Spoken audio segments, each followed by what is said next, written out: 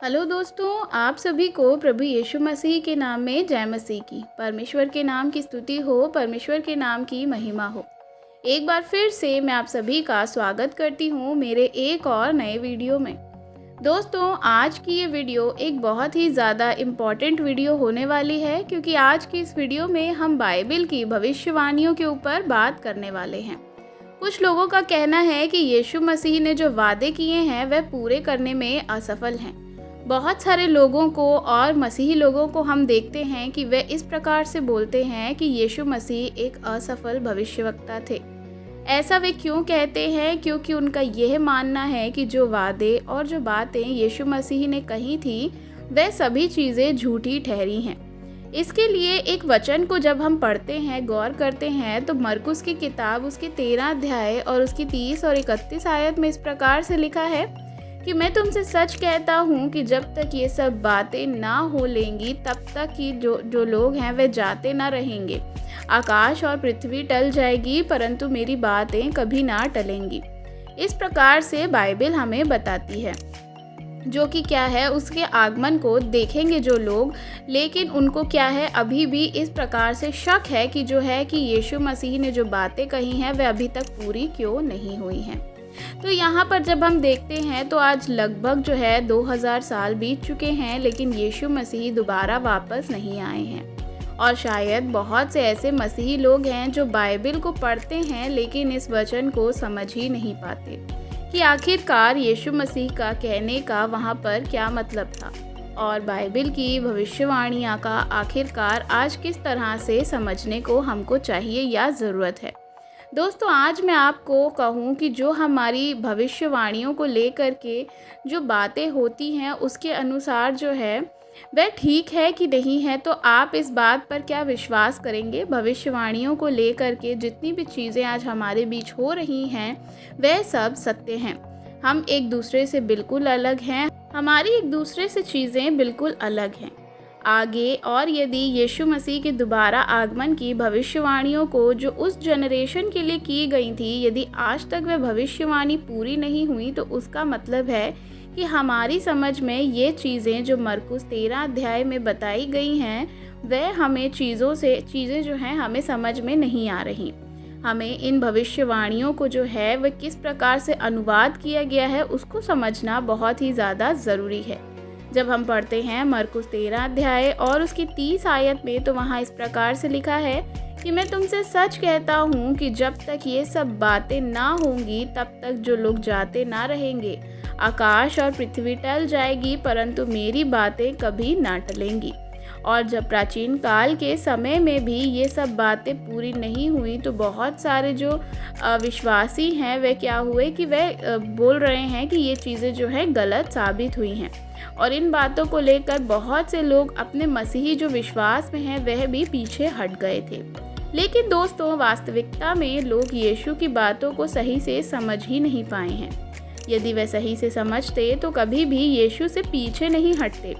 आज लोग भविष्यवाणियों को जो है किस तरह से देखते हैं या किस तरह से उसको समझ रहे हैं, ये आज समझना बहुत ही ज़्यादा ज़रूरी है। परमेश्वर ने जो कुछ भी होने वाला है सब कुछ पहले से ही एक डिसीजन लेके रखा है या डिसाइड करके रखा है। जब हमारे हाथ में कुछ भी नहीं है जिसे हम बदल नहीं सकते, इसे कहते हैं कि जो लोगों को मानना है पृथ्वी पर होने वाला है वह ऑलरेडी डिसाइड हो चुका है। ये सब कुछ तो होकर ही रहेगा और हम उसमें कुछ भी नहीं कर सकते। लेकिन दोस्तों, प्राचीन समय में भविष्यवाणियों को बिल्कुल भी ऐसा नहीं समझा गया जैसे आज समझा जा रहा है। उनकी समझ में भविष्यवाणियों को लेकर हमारी समझ से बिल्कुल अलग थी, क्योंकि वहाँ पर इस प्रकार से है कि जब हम बाइबल में पढ़ते हैं तो आज हम उन चीज़ों को जो है थोड़ा सा ध्यान से देखते हैं। पहली बात मैं आपको यहाँ पर दिखाना चाहूँगी कि जब हम पढ़ते हैं तो भविष्यवाणियाँ इब्री पवित्र शास्त्र में थी और उन सब में एक न एक कंडीशन दी गई थी। हर एक भविष्यवाणी में एक कंडीशन या शर्त जुड़ी हुई थी। हर एक भविष्यवाणी के साथ एक शर्त थी कि अगर लोग ऐसा करेंगे तो ऐसा होगा, अगर ऐसा नहीं करेंगे तो वैसा होगा। अब आपको यहाँ पर कन्फ्यूजन लग रही होगी, तो इसलिए मैं आपको आज कुछ एग्जाम्पल देती हूँ जिसे समझने में आपको मदद मिलेगी। जब हम यिर्मयाह की पुस्तक पढ़ते हैं यिर्मयाह 18 अध्याय में, तो परमेश्वर ने यिर्मयाह नबी से कहा, तो उठ और कुम्हार के घर जा, वहाँ मैं तुझको कुछ सुनाऊंगा। तब यिर्मयाह ने देखा कि कुम्हार जो बर्तन पर चाक पर बर्तन बना रहा है वह बिगड़ गया था। तो कुम्हार ने उसे दूसरी शेप दे दी। और परमेश्वर ने यिर्मयाह नबी को एक कंडीशन बताते हुए कुछ वचन दिए, जिसे हम जब पढ़ते हैं यिर्मयाह की किताब उसके 18 अध्याय और उसकी 5 से 10 आयत में, तो वहाँ पर इस प्रकार से लिखा है, तब यहोवा का यह वचन मेरे पास पहुँचा है, इज़राइल के घराने, यहोवा की यह वाणी है कि क्या इस कुम्हार के समान तुम्हारे साथ मैं क्या काम भी नहीं कर सकता। देख, जैसे मिट्टी कुम्हार के हाथ में रहती है, वैसे ही हे इज़राइल के घराने, तुम भी मेरे हाथ में हो। जब मैं किसी जाति या राज्य के विषय कहूँ कि उसे उखाड़ दूंगा या ढा दूंगा अथवा नष्ट करूंगा, तब यदि उस जाति के लोग जिसके विषय मैंने बात कही थी अपनी बुराई से फिरें, तो मैं उस विपत्ति के विषय में जो मैंने उनके ऊपर डालने की ठानी थी पछताऊंगा।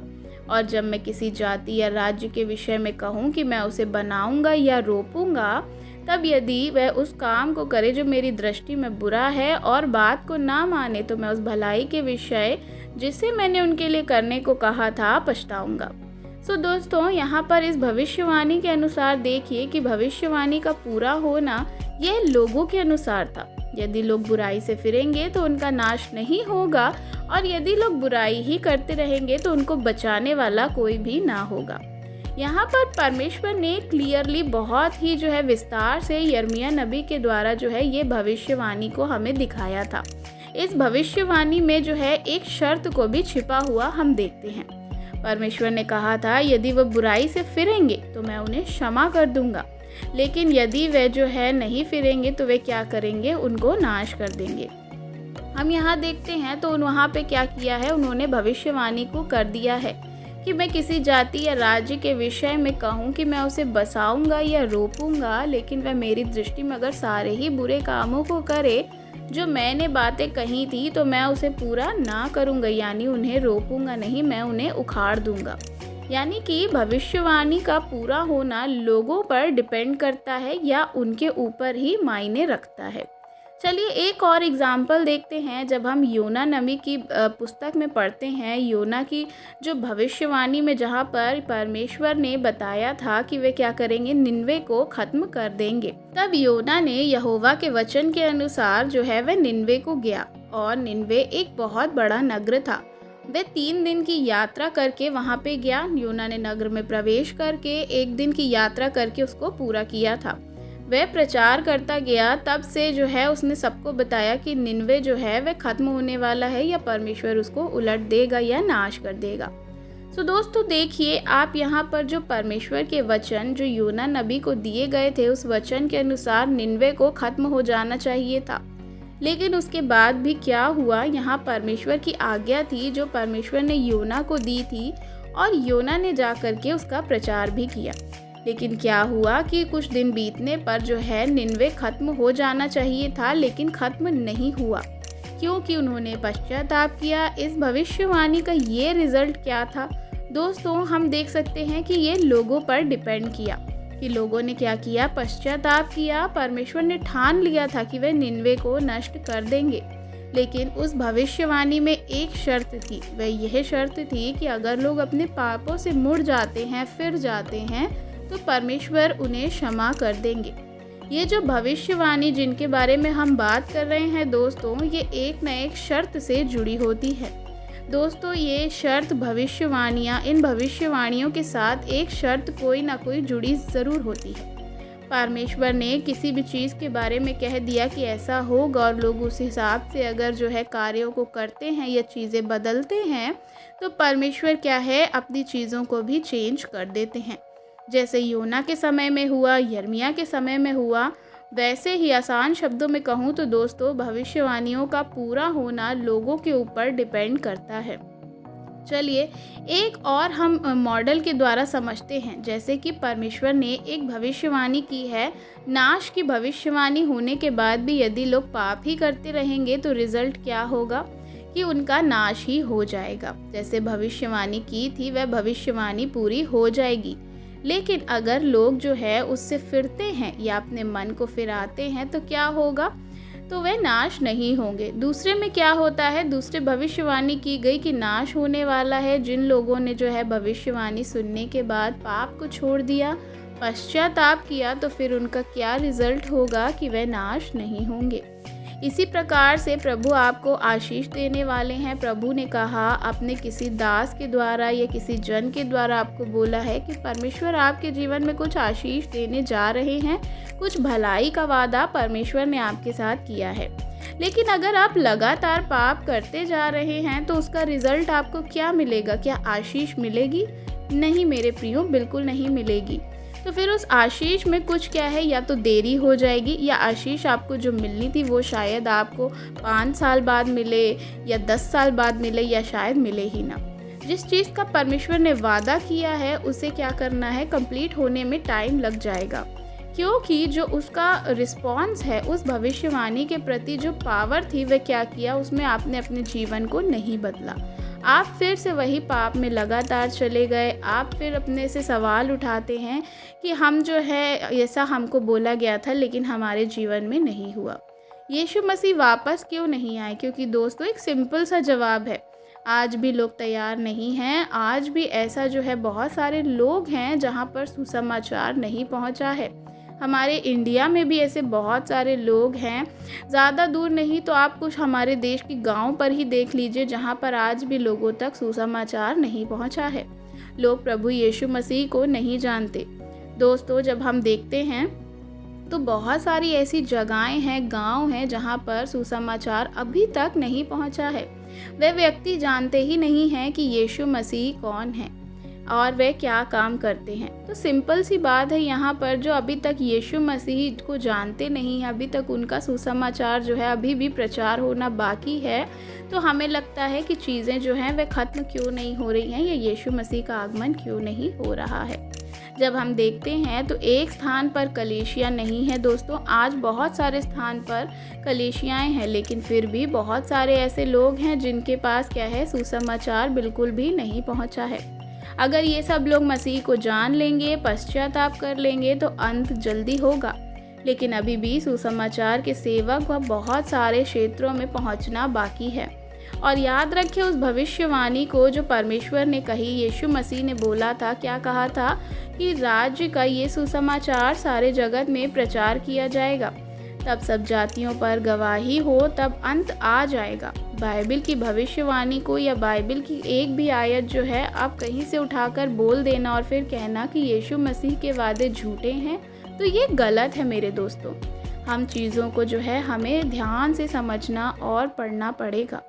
तो जो चीज़ें हमें पढ़ रहे हैं उस पर हमें ध्यान देना होगा कि क्या वह सही में हम पढ़ रहे हैं, या उसका जो अर्थ है वो हम समझ पा रहे हैं कि नहीं। प्रेरित पतरस ने भी अपनी पत्री में लिखा था, जब हम पढ़ते हैं दूसरे पतरस की पत्री, तो वहाँ पर इस प्रकार से लिखा है कि लोग अंतिम समय में मजाक बनाएंगे, इन बातों को लेकर कहेंगे कि उसके आने में प्रतिज्ञा जो उसकी थी वह कहाँ गई, क्योंकि जैसे बाप दादा सो गए, सब कुछ वैसे ही सृष्टि के आरंभ से चला आ रहा है। इसी प्रकार से आज बहुत सारे मसीही जो हैं यीशु मसीह की बातों को झूठा ठहराते हैं या उनको गलत कहते हैं। दोस्तों आप देखिए कि यीशु मसीह के आने की भविष्यवाणी झूठी नहीं है, बल्कि लोग जो है उस पर कार्य कम कर रहे हैं, या रिस्पॉन्स उनका क्या है इस पर डिपेंड करता है।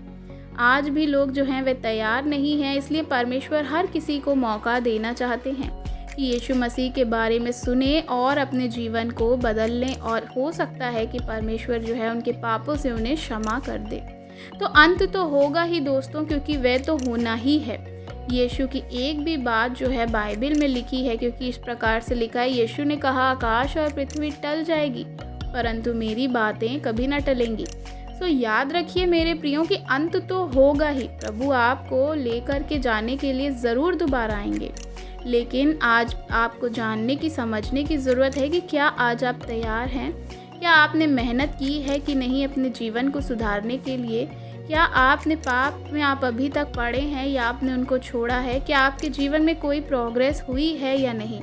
चाहे आप कितनी भी भविष्यवाणियाँ करा लीजिए लोगों से, चाहे आप कुछ भी करा लीजिए, लेकिन अगर आपके जीवन में सुधार नहीं है, आपके जीवन में बदलाव नहीं है, तो वह भविष्यवाणियाँ कभी भी आपके जीवन में पूरी नहीं होंगी, क्योंकि आप अभी तक तैयार नहीं हैं। और इसलिए परमेश्वर जो है आने में समय दे रहे हैं कि एक बदलाव हो सके।